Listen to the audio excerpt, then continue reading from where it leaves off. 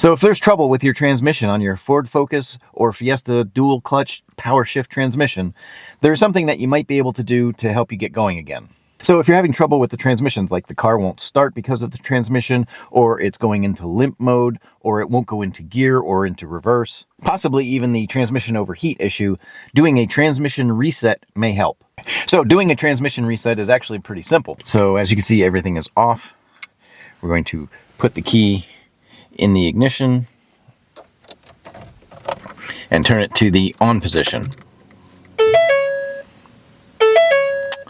All right, and then I'm going to step on the brake and put the shifter into neutral, and then you can see it says transmission ready. If you've ever flat-towed a Focus or Fiesta, this is also how you would get it ready for transport.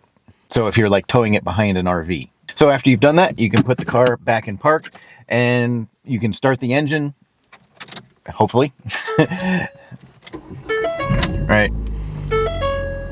So, and hopefully that will take care of the problem temporarily. This is a temporary solution. This is not a cure.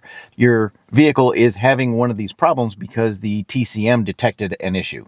Doing the reset will allow you to get the engine started or drive or get to wherever you need to go, possibly get you home or get the car to a mechanic so that you can get it looked at and get it repaired. All right, so if you got something out of this video, please be sure to give it a thumbs up. And if you want to help out the channel, please consider subscribing or becoming a member by clicking the join button below. Thanks for watching. Take care.